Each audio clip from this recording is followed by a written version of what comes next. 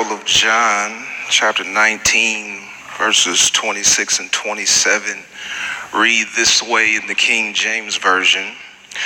When Jesus therefore saw his mother and the disciple standing by whom he loved, he said unto his mother, Woman, behold your son. Then he said to the disciple, Behold your mother. And from that hour, that disciple took her unto his home. I want to talk from this thought for just a few moments. For the sake of survival. For the sake of survival. A few weeks ago, many of us were rushing to the movies to see Jordan Peele's latest film release entitled Us. If you haven't seen the film, I'll put your mind at ease now. This message will not contain any spoilers. But there is one powerful scene that comes to mind where the main character, Adelaide, has traveled with her husband, Gabe, and their two children to their vacation home in Santa Cruz, California. It was on this same beach where over 30 years prior, Adelaide had a traumatic experience as a child. And now, as an adult, she encounters the ghost of her past, but this time as a wife and a mother of two. There's a pivotal part of the film where Adelaide and her husband Gabe are negotiating what their next move should be in their fight for survival. Gabe says to Adelaide, this is what we're going to do, and that's final. Adelaide responds with easily my favorite line of the film, where she says, you don't get to make the decisions anymore.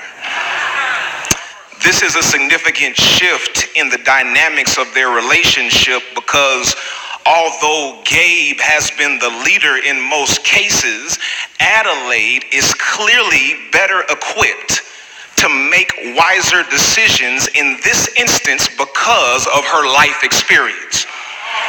And that alone should be a word for all of us today, that our genitalia is not what equips us to be effective decision makers and leaders. For too long in our culture, we have assigned power and authority to men based on this criterion alone. But somebody should be able to testify that when it comes to sound leadership, I don't care about your male anatomy, but I want to know, are you competent? Yeah, I don't care if you pee standing up. Do you care about people? I don't care about your physical strength. Are you emotionally intelligent? I'm not concerned with your masculinity, but can you survive in the face of insurmountable odds? And I see a parallel in the film Us and the text before us. The traditional interpretation of this text is that Jesus had to entrust the care of his mother into the hands of John, the disciple whom he loved, the brother of James, the son of Zebedee. And there is no doubt that Mary needed John to care for her in a culture that based the value of her humanity on the man in her life. Yes, a woman's worth in the biblical culture was based on her father from birth until she was married, at which point her worth was based on her husband until he died. And as a widow, she better have given birth to a son, because at that point her son would be the source of her cultural value. So we see Mary at the cross. Her father is gone. Her husband is gone, and her son is being crucified before her very eyes.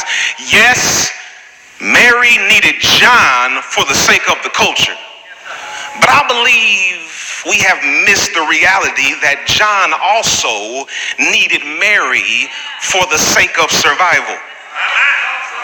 I'm going somewhere. Stick with me. When we are first introduced to Mary, she was a poor refugee teenage woman of color who got pregnant out of wedlock in a culture where the consequences were much more than getting a side eye and being publicly shamed in front of the church and being removed from the usher board. No, in Mary's culture, she was supposed to be stoned to death for her pregnancy. Mary was in a fight for her life. Mary had a target on her back from a young age, but here's the good news: she survived it all. And I don't have much time to stay right there, but I just wanted to know if I have any survivors in the room that can testify what I went through was supposed to take my life, but I survived. What I went through was supposed to kill my spirit, but I survived. What I went through was supposed to kill my credibility, but I survived. What I went through was supposed to kill my joy, but this joy that I have, the world didn't give it, and the world can't take it away. Mary was a survivor.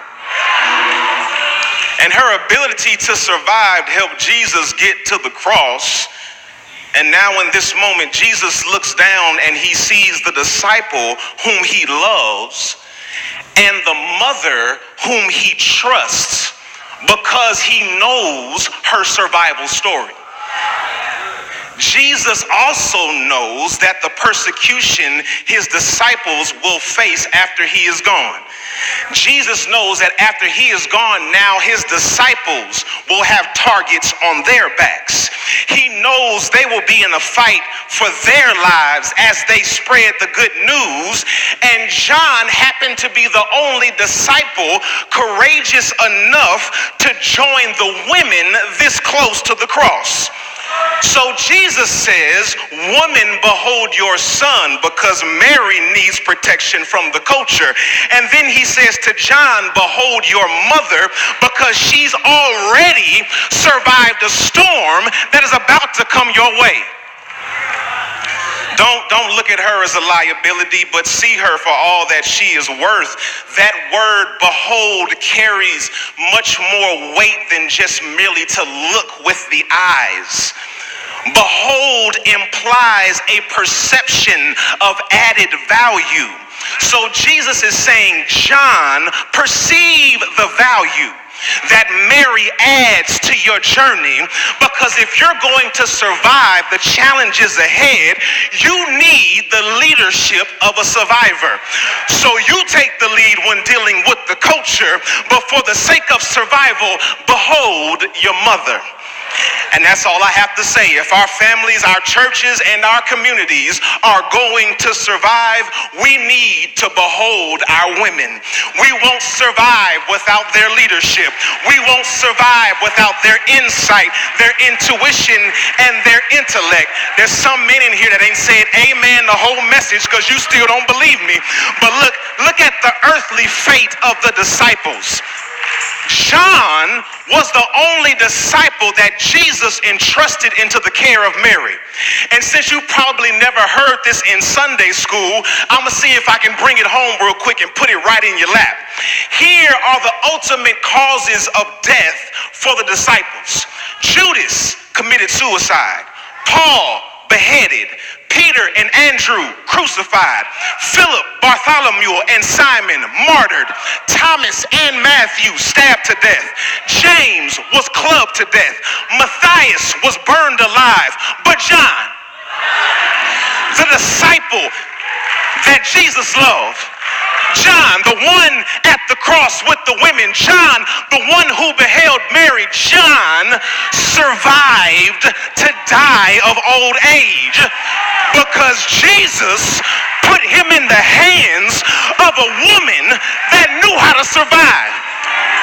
So if I could speak to the characters in the film Us, I'd say Gabe, behold Adelaide. If I could speak to the characters in the text, I'd say John, behold Mary.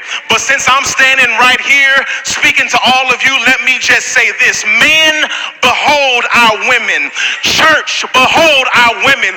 Community, behold our women. Country, behold our women. Women, behold yourselves. Why? For the sake of survival.